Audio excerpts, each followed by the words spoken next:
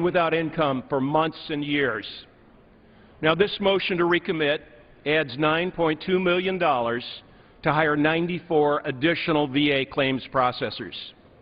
This doubles the number of claims processors in the base bill, while the amendment is fully offset from unobligated and unused funds and funds for military construction. This vote serves as a lifeline to countless veterans who can no longer wait for this problem to be solved. When I look out at this House, I look down the center aisle.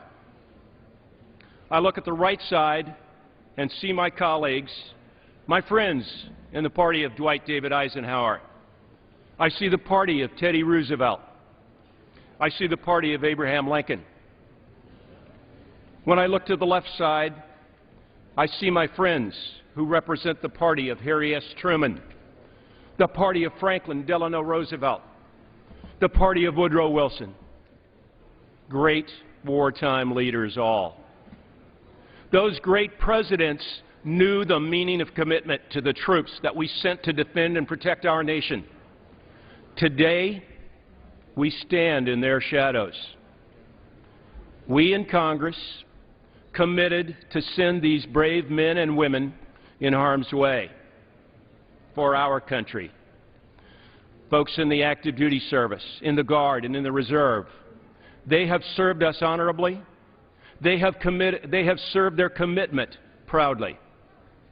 Now we must complete our commitment to veterans in our time.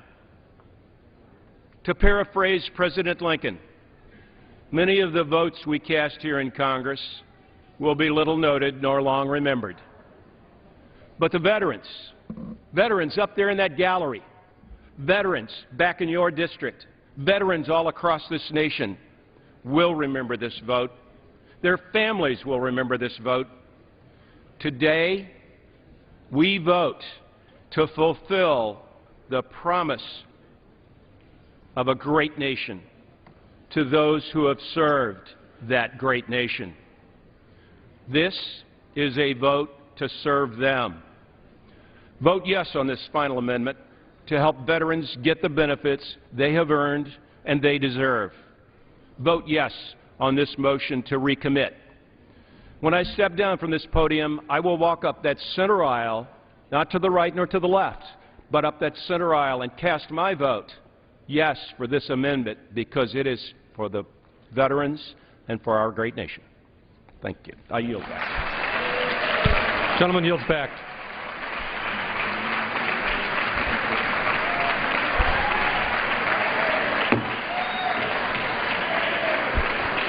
Members are reminded to please not make reference to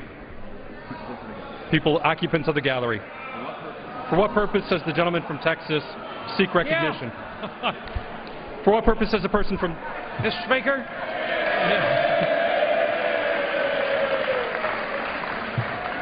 What purpose does the gentleman from Texas seek recognition? I rise in opposition to the motion to recommit. The gentleman is opposed to the motion?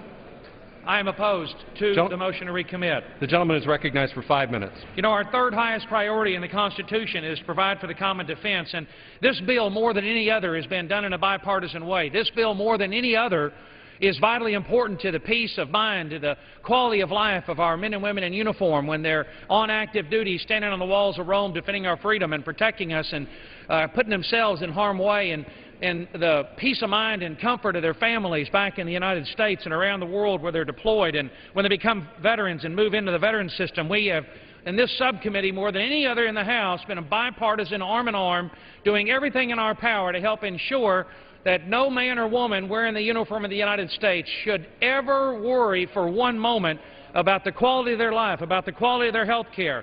We think of ourselves as the Peace of Mind Committee for the men and women in uniform defending the United States, and there's been no more bipartisan bill than this one. There's been no more open bill than this one. There's been no more open process for amendment than the appropriations process. It is possible, in fact, for you to walk down here on the floor and with a yellow notepad and a pen, write an amendment and walk down and hand it to the clerk at any point during the debate on this bill and have it considered by the House.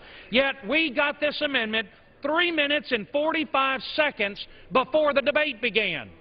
It's just a terrible, it reflects so poorly on the House of Representatives for the minority to present an amendment that we would have happily worked with you on to have accomplished in the bill in an amendment form had you just brought it down to the floor. In fact, we have given the Veterans Affairs Secretary everything that he's asked for.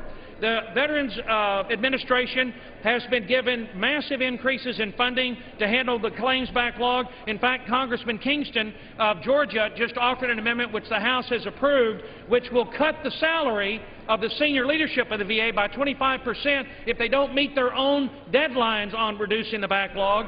The United States Congress has literally done everything. We've given them every dollar, everything they have possibly asked for. We've offered you every opportunity to just walk down here and amend the bill, yet you give it to us 3 minutes and 45 seconds before the debate begins. This ought to be Exhibit A, why we need a rule in the House that all amendments ought to be published at least 24 hours in advance on the Internet, especially a motion to recommit as embarrassing, frankly, as this one, and I'm happy to yield my time to the chairman of the Veterans Committee, Mr. Miller. I thank the chairman very much for yielding his time, and I do think it's important that the members know that the committee, under both Democrat and Republican chairmen, have given every dollar, every person, every piece of equipment, and every software that the Department of Veterans Affairs has asked for. And to do this at the 12th hour is not the way to make a difference in what we are trying to do. Our committee, the authorizing committee, has made it their #1 focus, and members here know this. Mike Michaud and I together have worked with our committee members and other members across the floor trying to make sure that the backlog is taken care of. This is purely a political stunt and not one that we should vote for. Yield back. Thank you. And I urge members to defeat this motion to recommit and vote no. Gentleman from Texas yields back. Without objection, the previous question is ordered on the motion to recommit. The question is on the motion to recommit.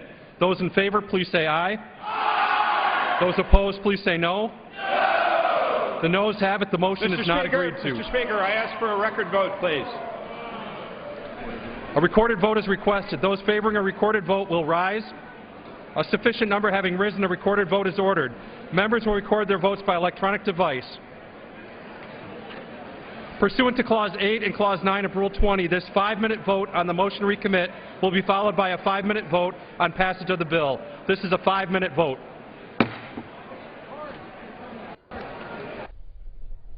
The House today has been debating the $73 billion Military Construction Veterans Affairs Bill for fiscal year 2014. This is the Democratic motion to recommit it. Last chance to change the bill before final passage. William Enyart of Illinois proposing to add $9.2 million in funding, double the funds in the underlying bill for the hiring of 94 additional veterans claims processors. This is a 5-minute vote. Final passage is next. C-SPAN covered a number of congressional hearings today, including the House Ways and Means Committee, hearing from conservative activists testifying about problems they experience while applying to the IRS for tax-exempt status. One of those testifying, Diane Belsom of the Lawrence County Tea Party. She lays out a detailed list of the information requested by the IRS after her group applied for tax-exempt status. Here's some of what she had to say. 2010, we filed for 501c4 status with the IRS and paid the application fee of $400. We received a letter on August 11, 2010, stating that if more information was needed to process our application, we would be contacted within approximately 90 days. After hearing nothing, I called the IRS in the summer of 2011, which is a year after I filed, and was told our case was still pending. But in the meantime, we were still responsible for filing tax returns, which we have done. On November 14, 2011, we received a letter from the IRS stating that we may be required to file a Form 990N, an e-postcard. Nothing more was heard until September 6, 2012, when we received a communication from the IRS requesting extremely burdensome additional information, which includes the following. Provide a copy of our Articles of Incorporation, which we had sent with our initial application in 2010. information about all of our committees, including legislative, educational, and vetting, and how much time and resources are devoted to these activities. They sent about 20 pages copied from our website and wanted confirmation that these were, in fact, from our website. Then they wanted samples from any other social media sites, including Facebook. They asked for detailed information about all meetings, rallies, and events with dates and names of speakers, agendas, any associated materials, and if a guest speaker made remarks concerning upcoming elections and whether our organization took a view on anything expressed, and how much time or resources are devoted to these activities. They wanted to know how much time or resources were devoted to vetting candidates. The IRS noted that our website had a lot of videos of candidates running for local office. They wanted to know what offices the candidates were running for, which was stated in the videos, a list of all candidates for these offices, and an explanation for those who didn't participate. Copies of any written materials, including invitations to the candidates, copies of any introductory statements made by us, and copies of all questions asked to the candidates, whether the interviews were edited, a list of which interviews were posted on our website, and explanation for any not posted, percentage of time and resources devoted to this. As regards the candidate forum we held, more questions were asked, including the date and elective offices for which it was held, a list of candidates and explanations for those who didn't participate, copies of opening remarks from us, who asked the questions, copies of all questions asked, copies of written materials, including invites to candidates and advertising, whether the videos posted were edited, and the percentage of time and resources devoted to these activities. Then they also asked for a list of expenses for the past 3 years, including any amounts expended in support of any candidate for federal, state, or local public office, which I might add is 0. And a reminder that once the House gavels out this evening, we will show you highlights from that House Ways and Means IRS hearing. On the House floor, the Democratic motion to recommit to the Military Construction Veterans Affairs Bill. It's a $73 billion bill. Democratic motion to recommit would add $9.2 million back into the bill for 94 claims processors for the Veterans Administration. Final passage vote is coming up next. The House will be in tomorrow. They'll take up the Homeland Security spending bill. The Senate is not in tomorrow, so that members can attend the funeral of the late Senator Frank Lautenberg, who died on Monday. That funeral service will be live on C-SPAN 2 beginning at 11:30 Eastern tomorrow.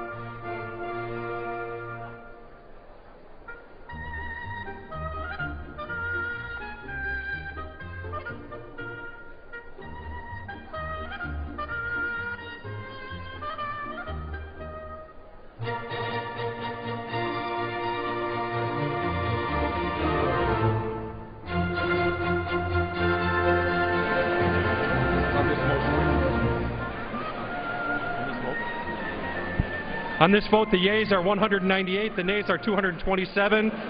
The motion is not adopted. The question is on passage of the bill. Under Clause 10 of Rule 20, the yeas and nays are ordered. Members will record their votes by electronic device. This will be a 5-minute vote.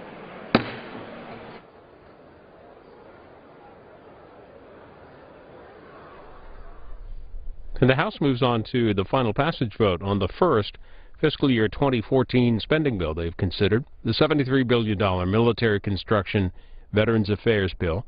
Tomorrow the House is expected to take up spending for Homeland Security. This is the final passage vote.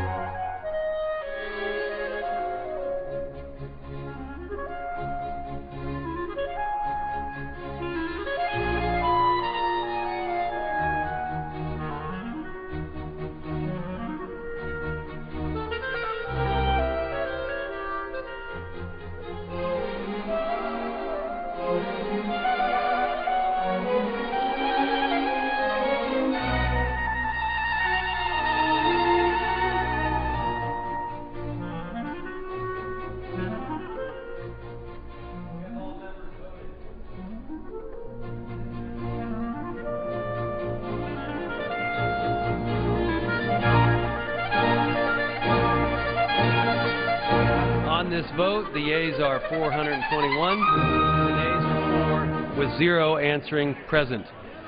The bill is passed. Without objection, a motion to reconsider is laid on the table.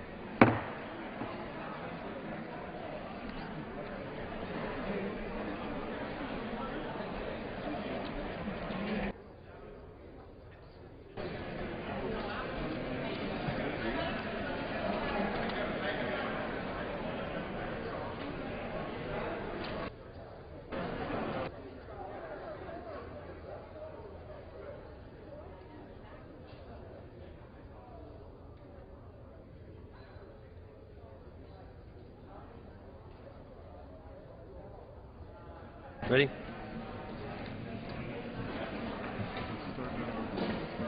The chair will now entertain requests for 1-minute speeches.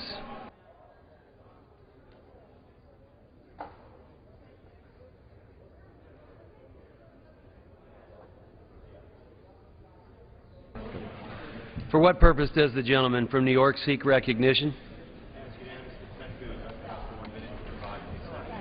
Without objection, the gentleman is recognized for 1 minute.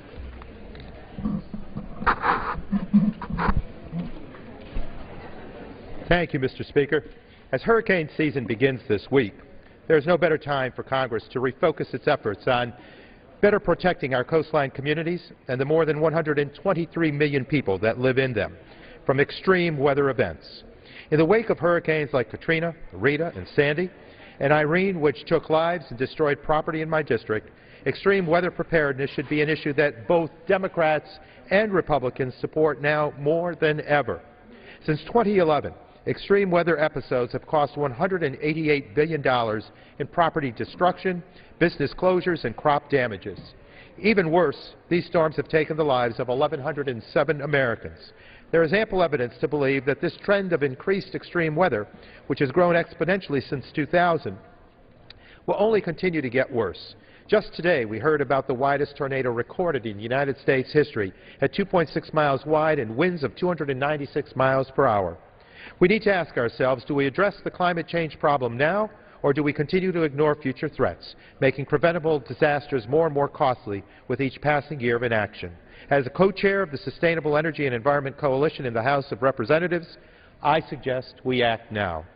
Thank you, Mr. Speaker, and with that, I yield back.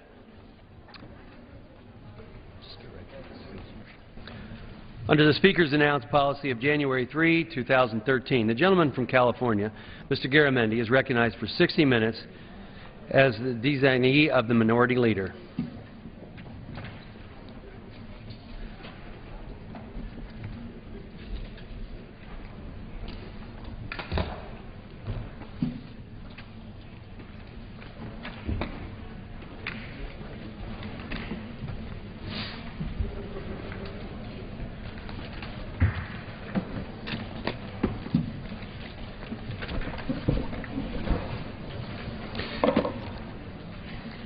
Mr. Speaker, thank you.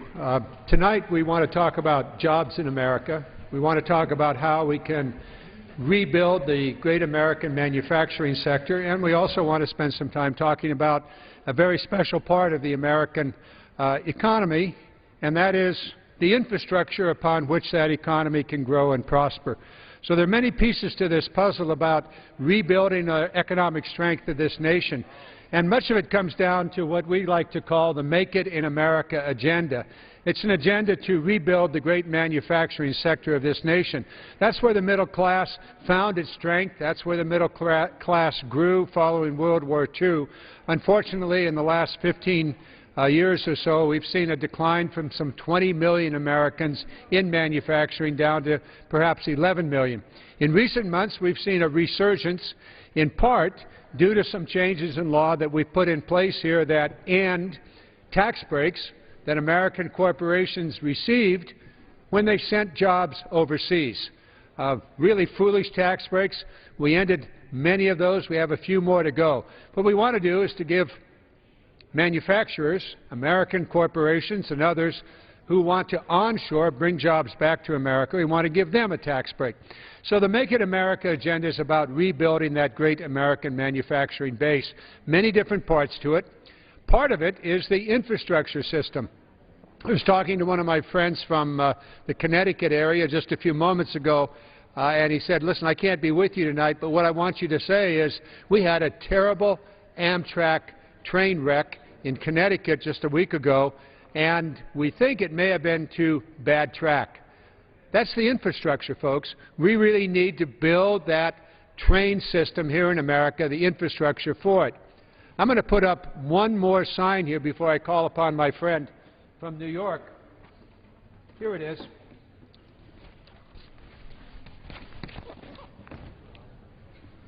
Now, that's a beautiful locomotive. That's an American-made locomotive. So this is manufacturing. This is an American-made locomotive by a German company, Siemens, one of the great industrial companies in this world. They bid on almost a $500 million project that was in the stimulus bill for 70 locomotives for Amtrak that had to be American-made. This German company said, oh, $500 million American-made, hey, we can do that. They set up a factory in Sacramento, California, and that's the first American-made locomotive in many, many decades or generations, and it's a beauty. An electric, I think it's about 7,500 horsepower, and it's going to be used here on the East Coast and on that Boston to Washington, D.C. track. And hopefully, it'll be rebuilt. Joining me tonight in this discussion about infrastructure and jobs and making it in America is my friend from New York, Paul Tonko. We're redoing the East-West show. There you go. Representative Garamendi, thank you for leading us in this hour of discussion about focusing on jobs from a manufacturing sector, jobs from an investment that come about in an investment in research, R&D, that come about through innovation.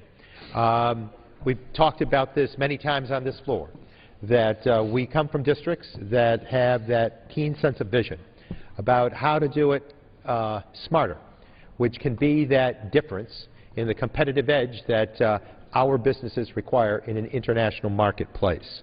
What I like about the investment through this package, Make It in America, is an across-the-board holistic approach. Incentives that provide everything from encouragement to the local industries to retrofit and rebuild their manufacturing processes, to investment in the workforce, making certain that those cutting-edge skills and trades being developed within our workers, making certain that we have that human infrastructure up and ready to go so as to be robustly competitive, and also talking about the investment in this ideas economy, which speaks to the sophistication of our American society, the intellect, the intellectual capacity that is harnessed to produce jobs is an awesome measure that allows us to maintain a great bit of hope that we can robustly respond to the needs of today's economy, an international economy, and be a winning agent out there. And it happens with this investment, and that's how we grow jobs. You haven't come to a very, very important point here, and that is before you came to Congress, you headed up a consortium in New York that did precisely that, didn't you? Absolutely. I was at the New York State Energy Research and Development Authority, and we saw what public-private matches were about. We were able to deal with the ideas economy. We came up with new ways to harness energy, to create energy efficiency in the outcome, and by so doing, innovation, research equals jobs. Good paying jobs that allow us, again, to have that cutting edge of cleverness, of having a thoughtful way to do things. The smart factor can win those contracts on an international scale. So I'm thrilled about what we can do through research. Well, the Make It in America agenda has many, many parts to it. It has a research piece of it. It has innovation piece. It has some tax issues to it. All of these have been packaged and pulled together by our leader, Steny Hoyer, who I see has joined us on the floor. Now, Maryland is on the East Coast, California on the West Coast, so now we've augmented our East Coast, West Coast show. Mr. Hoyer, thank you so very much for your leadership on Make It in America. I thank the gentleman for taking the floor, and I thank the gentleman from New York for joining in. I think that we are on the cusp of a real expansion and reinvigoration of our manufacturing sector in this country. for a lot of reasons that I point out around the country, and I know the two of you do as well. First of all, salaries are going up overseas. That's good news for them and, frankly, for us. Furthermore, as we all know, it's costing a lot more to ship goods back to the biggest market in the world than it used to. And thirdly, I think both of you have talked about energy. We are about to become an energy-independent nation with energy that has a cost less than most of our competitors around the world. So we have become, in a relatively short period of time, I think, in many respects, the venue of choice for somebody who wants to either expand or establish manufacturing here in this country, or frankly, continue to grow things in this country. As you know, our Make It in America agenda really has four component parts. One is having a plan. Nobody talks about this more than John Garamendi of California, and God bless you for that. Thank you so much for your leadership on this issue. And Paul Hanko from New York also has been very, very focused on this issue, and I thank him for that. The second part of the agenda is not only have a plan, but be focused on exports. Be focused on building markets for small, medium, and yes, large businesses. Large businesses have the resources to look for markets themselves. And in many respects, small and medium-sized businesses do not, but they are producing products that they can sell not only here but around the world. President Obama was in Baltimore not too long ago, relatively small company, Elliott Dredge in Baltimore. They have sold dredges to over 100 countries in the world, and they're making it, those dredges, in America.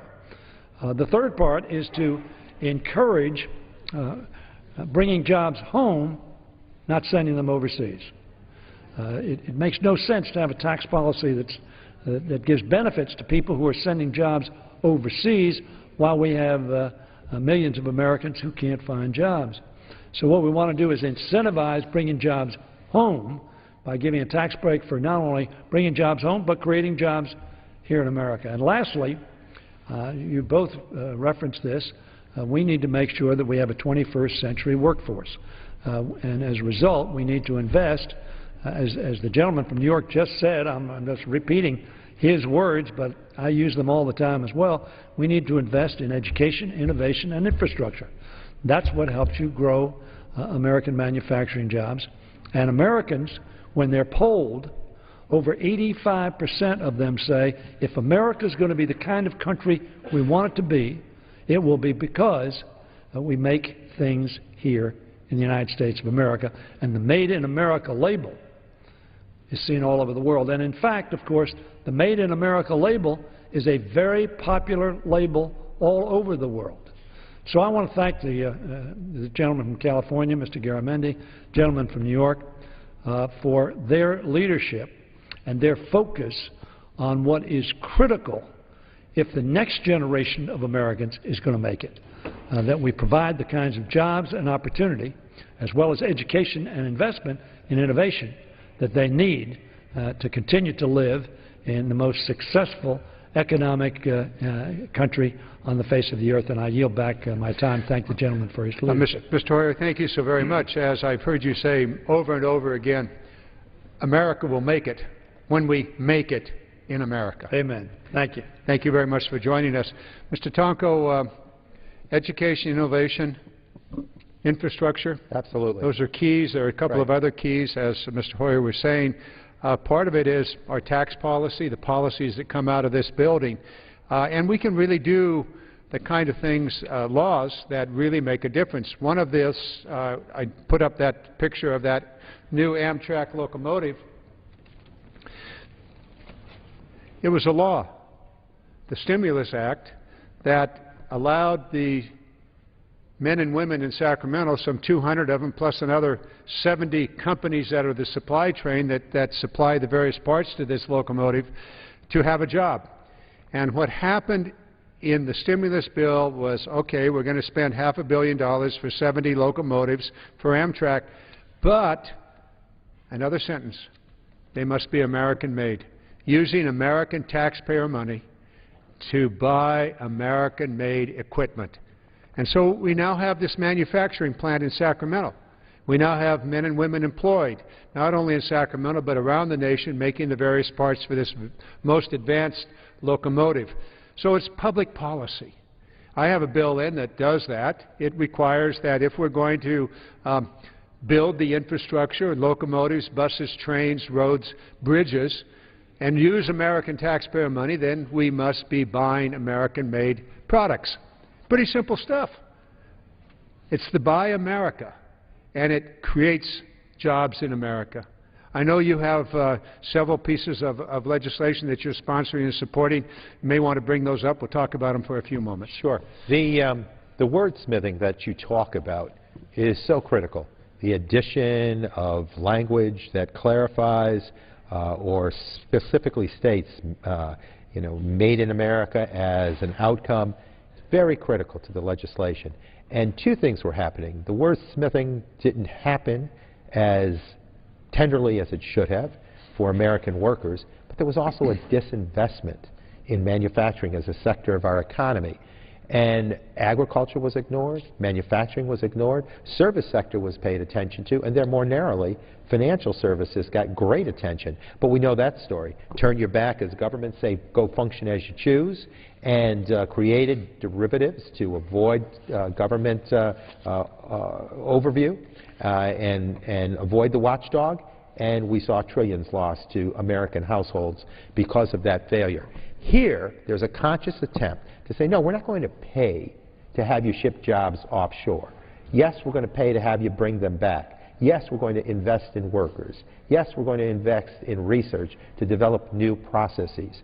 I have a bill that deals with energy efficiency that allows for us to enhance the efficiency of turbines that are being produced in Schenectady, that are being made in Schenectady at GE and then exported to the markets around the world.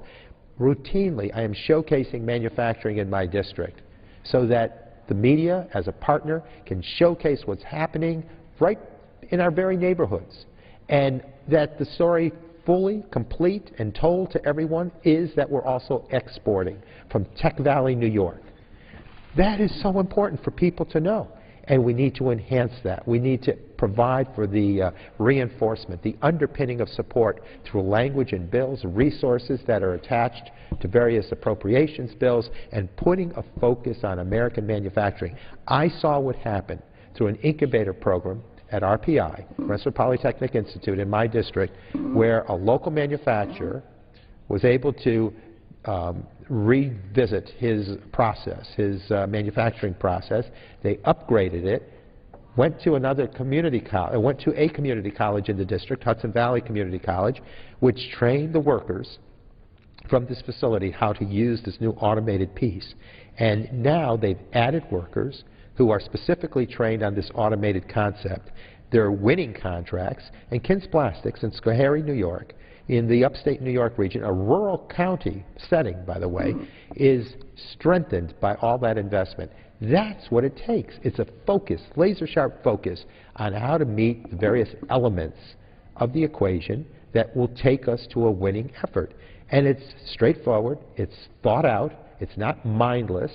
Instead of issues of ignoring manufacturing, providing for sequestration that automatically cuts programs where there ought to be investment, let's move forward with a sound budget. Let's move forward with an agenda that produces jobs. The President has introduced a package that calls for a budget that's real, that displaces sequestration. He knows of the damage that would do to the economy and to the investment in manufacturing that is needed now in a very targeted way. So this is a thoughtful, mindful, analytical, academically driven agenda that really speaks to the needs of all sorts of efficiency operations, turbines that will be built to better scale, that will allow for better outcomes and save us in the process, save jobs in the process, grow jobs, and then provide for more productivity on the local scene. So I think it's incredibly successful when we just apply simple logic to the situation.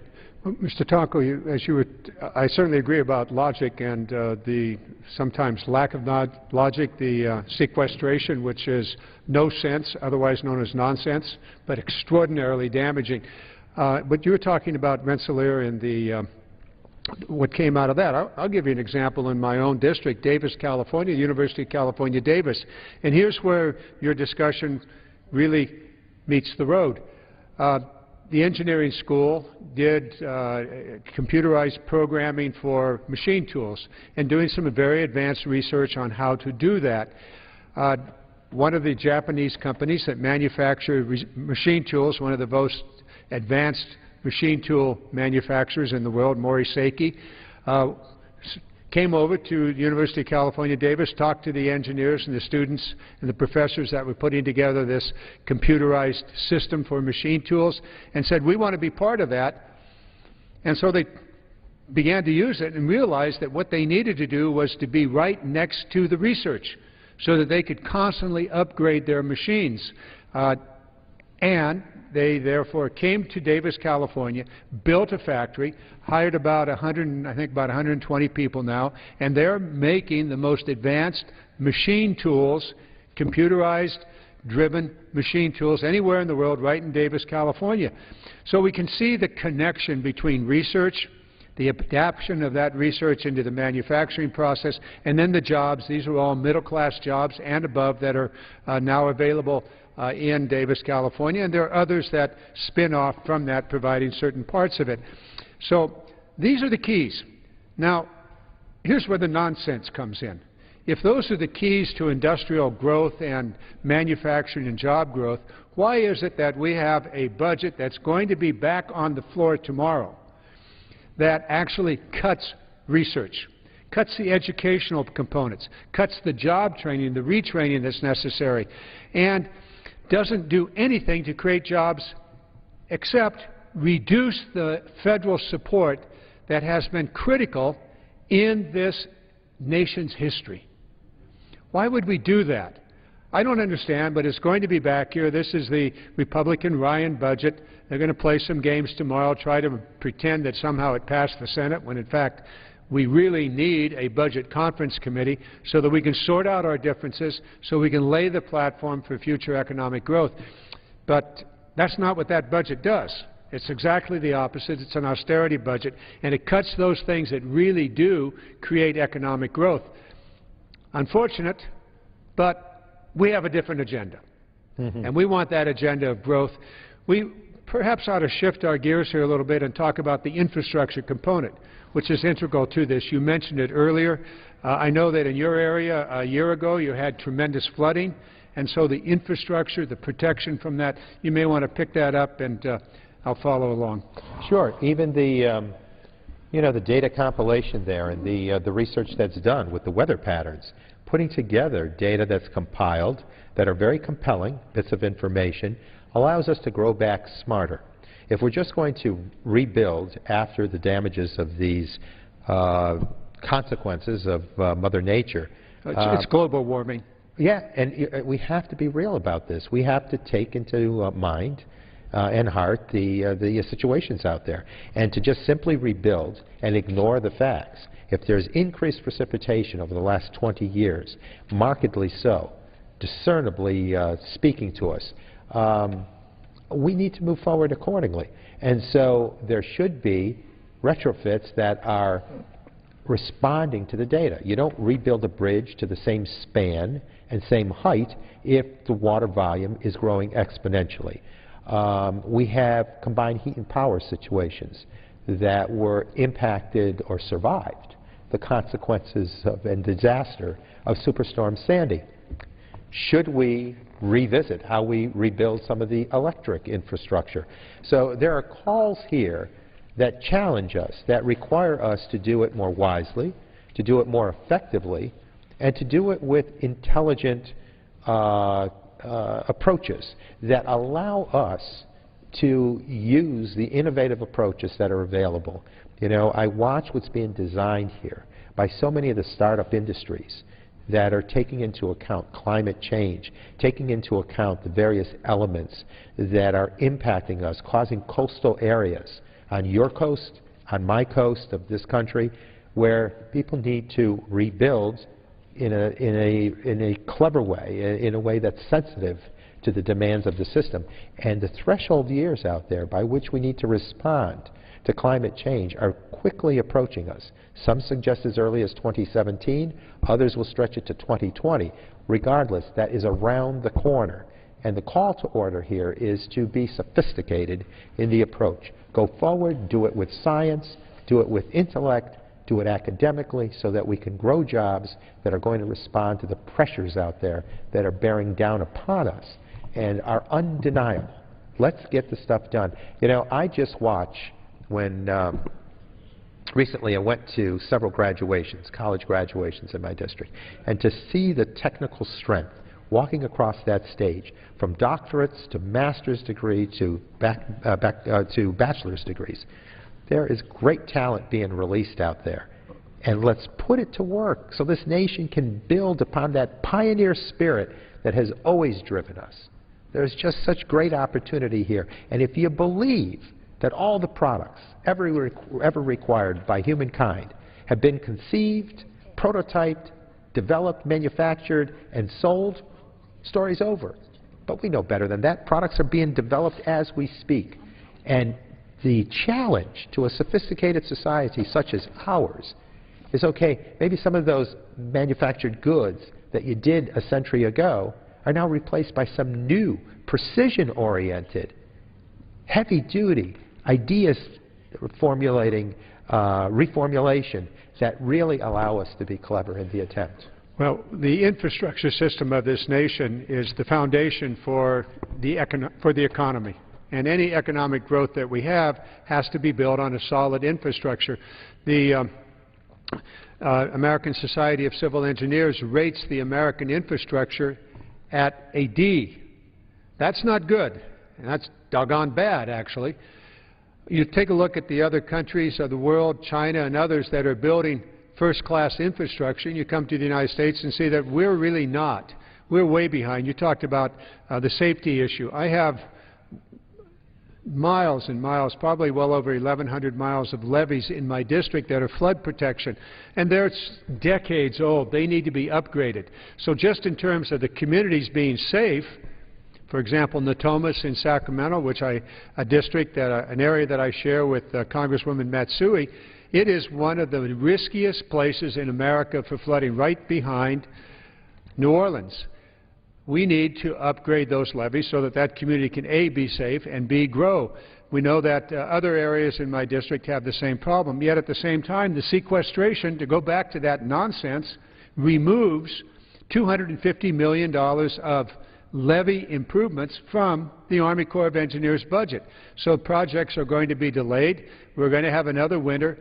God willing, we won't have a flood, but it could happen. The money that is necessary to rebuild those levees is gone. Now, the President has been very, very out front about this. The President has suggested in the State of the Union, he was standing right behind us here in the State of the Union, he said, we need to build our infrastructure. And he proposed two things. Well, actually three. First of all, he wants to put in an additional $50 billion to be spent in the near term, this year and the year after, to really give a major push for America's infrastructure. He also said we need an infrastructure bank. Europe has had one for nearly 3 decades, and it really helps to finance projects that have a cash flow, sanitation systems, water systems, toll roads, toll bridges, and the like. The other thing that I think we ought to do is when we spend that money, we ought to spend it on American-made equipment, and that's what my bill does.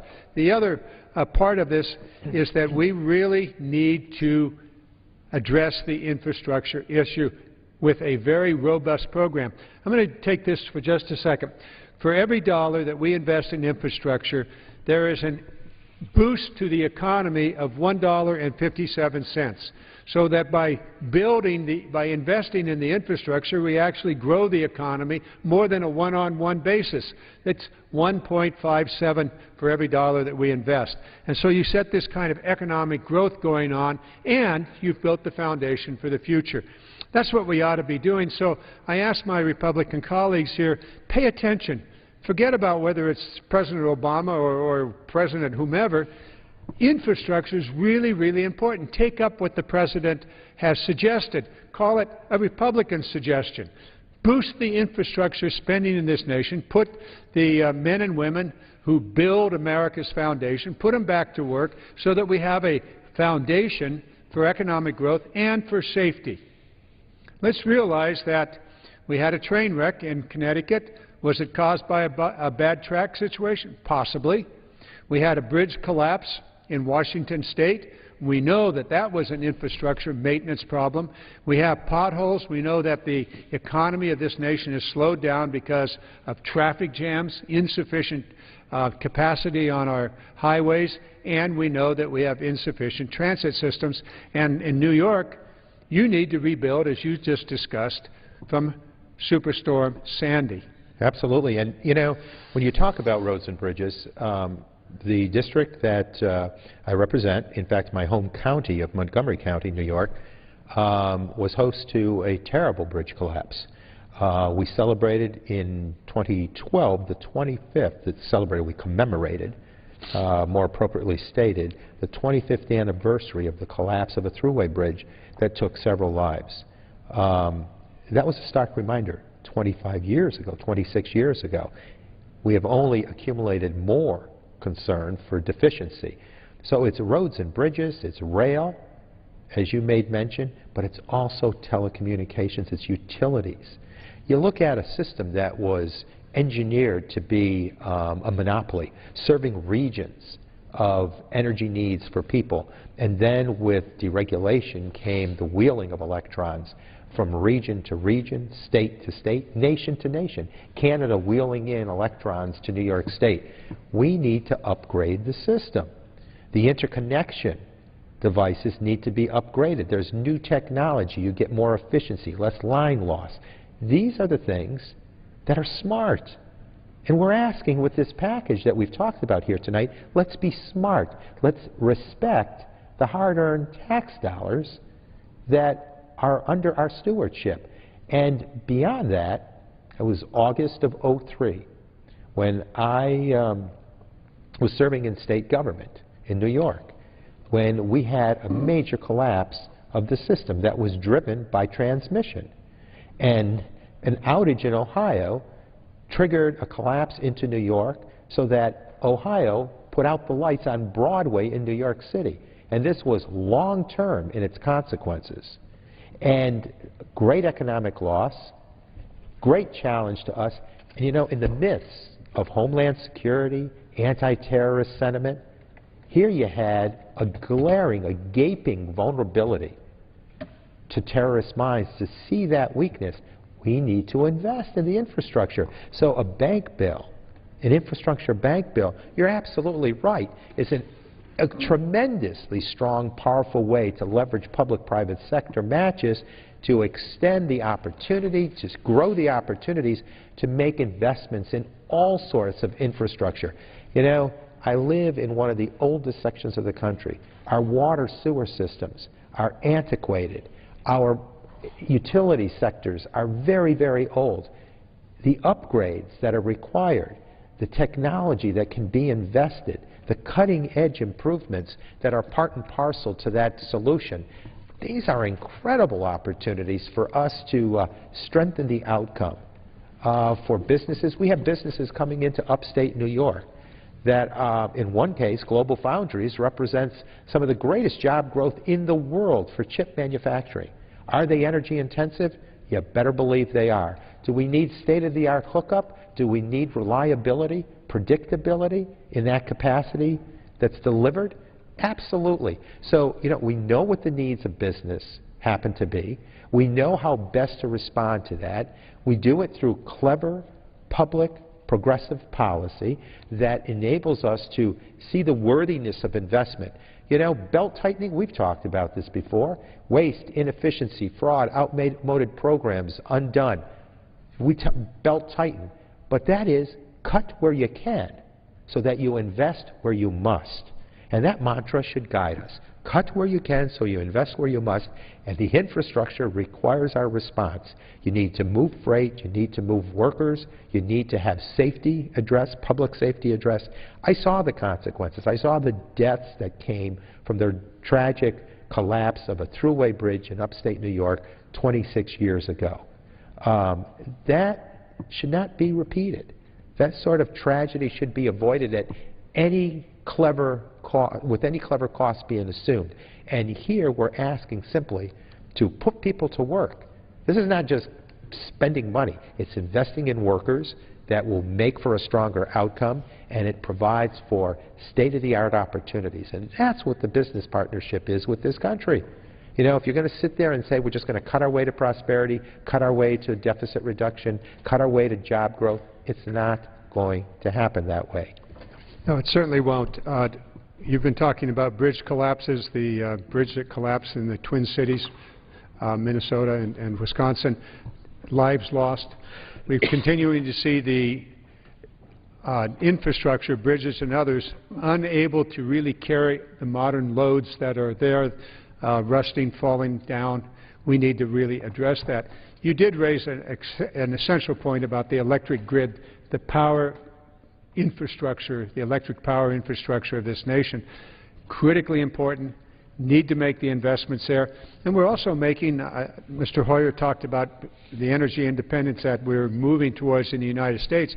One part of that is the natural gas that's now being more readily available and at a reasonable price, and we're seeing the repowering of many of the coal-fired power plants using natural gas, which also reduces the greenhouse gas emissions from coal. All of that is good. I want to pick up another area of infrastructure that's really important. I've now become the ranking member of the Coast Guard and Maritime. While I've always been interested in the ports, at least the California ports, I'm now in a position here to spend even more time focusing on the ports and the maritime industry. International commerce, critically important to economic growth. Mr. Hoyer talked about the export potential that this country has and will even grow more in the future. But that is also the ports and the airports. None of these, both of these airports and the ports are unable to meet the demands of modern and advanced transportation. Many of the ports in America need to be deepened so that the new container ships that are now coming into play and many of the new oil tankers and the rest can access the American ports. In doing so, we will be able to maintain the vitality of international trade, the export market, which we really must once again dominate, and the jobs that go with the ports. And so it's ports and it's railroads that lead out of the ports and the trucking industry that goes out of it, so that we need a comprehensive transportation plan. We're going to rewrite the Surface Transportation Act in this session of Congress, start on it this year, get it done in, well, hopefully this year or maybe next year. Not maybe. We have to do it next year because we see the expiration of the current transportation plan. So there's enormous responsibilities that we have to create the infrastructure upon which America grows. It's the roads, it's the ports, it's the airports, it's the electrical system, the communication systems. All of these are critical, and all of them in one way or another are dependent upon the actions taken by the 435 of us in the House of Representatives and the 100 members of the Senate, and of course the President.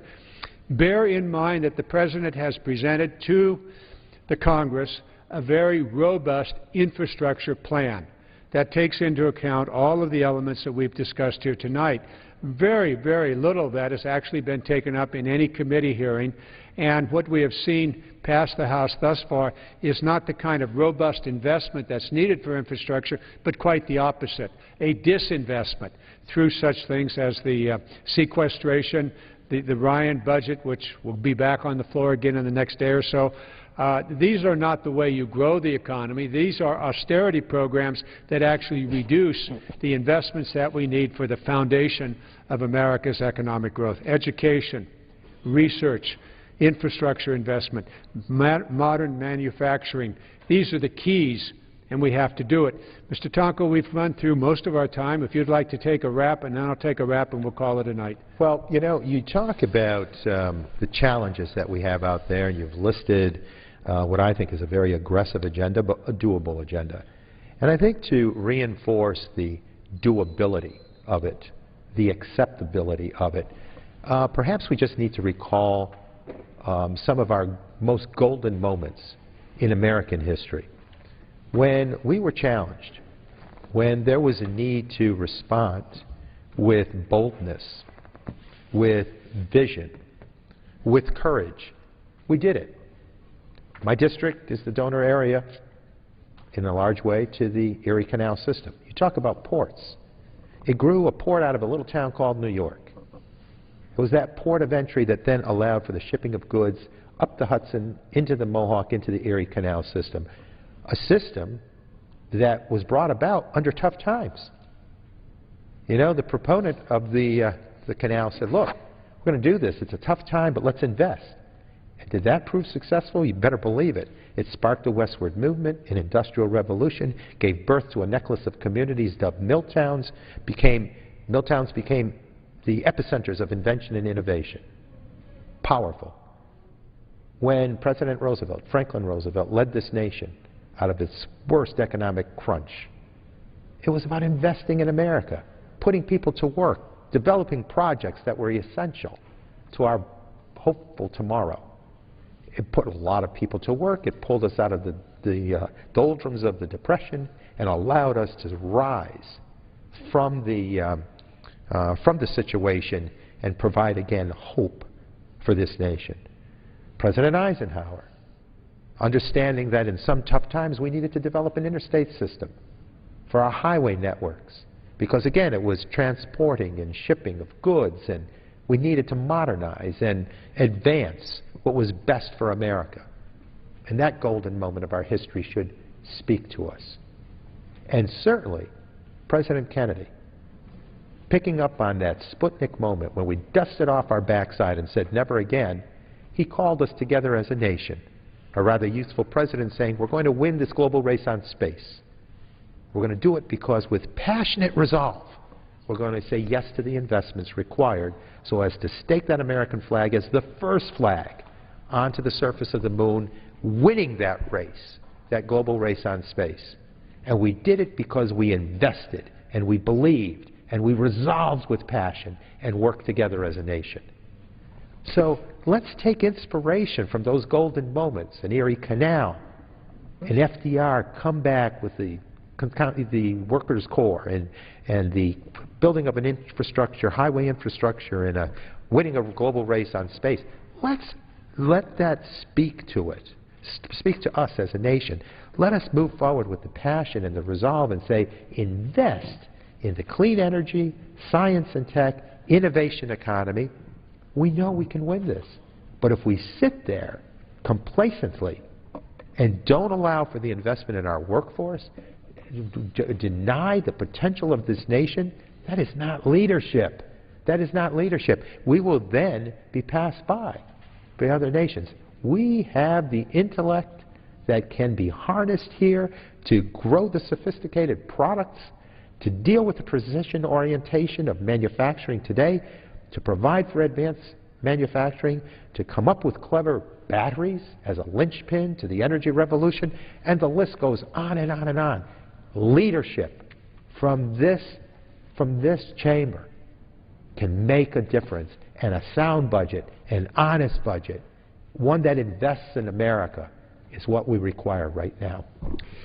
Mr. Tonko, thank you so very much. Your passion on this has been displayed on this floor numerous times as we talked about making it in America, about the jobs, about infrastructure. As you were going through that recitation of American history, I want to go back even further than the canal period. Let's go back to our very first president, George Washington. He refused to go through the inaugural in a suit made by England. So he wanted an American-made suit, and he found the cloth from Boston and a tailor and wore an American-made suit. He also immediately on taking office, our very first president in the very first days in his office turned to his Treasury Secretary, Alexander Hamilton, and said, "We need to build the manufacturing in this country. I want you to develop a plan on manufacturers." Hamilton went out. I don't know if he had a committee or not, but he came back with a report. It was probably 30 to 50 pages. Now it would be 30 to 50,000 pages. But nonetheless, he came back with a report. I think he had about 15 different thoughts in it. And they were precisely on this subject of making it in America. And you'd love this. One of the very first things in that document was, we need to build the infrastructure. Canals, roads, and ports. The very first president said the role of the federal government is to help build the infrastructure. And here we are, centuries later, still debating how we're going to do it. Well, just pay attention to the Founding Fathers. They told us how to do it. They also said we ought to spend the American taxpayers' money on American-made goods. It's in that document dating back to the very first policies of this nation. And so when I introduce this bill that says use the taxpayer money to buy American-made products, it's not new, folks. I'm simply copying what Alexander Hamilton suggested to George Washington and the first Congress of the United States. There are other elements in it that play into this in a similar way, and certainly we know that Thomas Jefferson was really big on education. And so the University of Virginia came up. These are the elements of economic growth. And here we are, 435 of us in the House of Representatives, and the question for us is, are we going to put in place policies that provide the foundation for economic growth, or are we going to go the opposite direction and continue on the austerity route, which actually disinvests on those key elements that create economic growth? For me, I'm an investor. I want to invest in America's future with infrastructure, education, innovation, research, and manufacturing in America. Those are the policies that I believe we need to put in place. Mr. Tonko, you and I have been here many nights, and we've talked about these issues many, many times. And we're not going to stop, are we? You know, we're not. And I think it's, again, that belief, that sense that we can accomplish, as you were talking about those early days from our humble beginnings. I was reminded of the event this weekend in my district in Saratoga, where we were revisiting the area that hosted General Burgoyne's surrender to the American troops at the battle, after the Battle of Saratoga. And this was the David-Goliath routine. You know, we weren't supposed to win that battle. And it's been dubbed the Battle of the Millennium.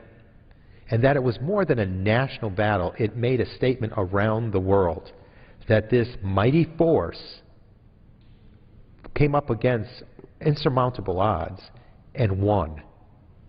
That's in our DNA. You know, we are replete in our history of all sorts of response that came in powerful measure that said, this is America at her best. That's the moment to seize right here, not to walk away and sequester us, weaken us, disinvest in us, defund us. You know, I told a group of young students this weekend with the Hugh O'Brien Youth Leadership Conference, hundreds of students, do not let us as a political generation undo your political generation. You are worthy of education dollars. You are in need of access, affordability to a college path. You deserve your climate change to be addressed. Your planet requires our stewardship. What is this walking away from the next generation? Is that our legacy? Is that what we want our legacy to be? Or is it us remembered as a generation that faced immense challenge after a difficult recession, and we came to terms and said, the academics applied here show us how to work our way through this critical test and how to invest in America so that her best days lie ahead. That's responding with fairness, with respect and justice to that next generation of workers who are only asking us to do what generations before us did. Believe in us, care for us, invest in us. So only our best will be available for us, our best opportunities. Mr. Tonko, I don't think I could say it better, and so what I think I will say is, Mr. Speaker, we yield back our time. Gentleman yields back. Does the gentleman have a motion? Mr. Speaker, I do have a motion. I move that the House adjourn. The question is on the motion to adjourn. Those in favor say aye. Aye. Those opposed, no. The ayes have it. The motion is adopted. Accordingly, the House stands adjourned until 10 a.m. tomorrow for the morning hour debate. The House today finished work on the Military Construction and Veterans Affairs Spending Bill for fiscal year 2014, voting on a series of amendments and voting to pass the bill. The House now moves on to the next annual spending bill, $46 billion for Homeland Security spending, which includes funding for border security, FEMA, and disaster relief. Live coverage of the House here on C-SPAN when they return tomorrow, 10 a.m. for morning hour speeches, noon for legislative business.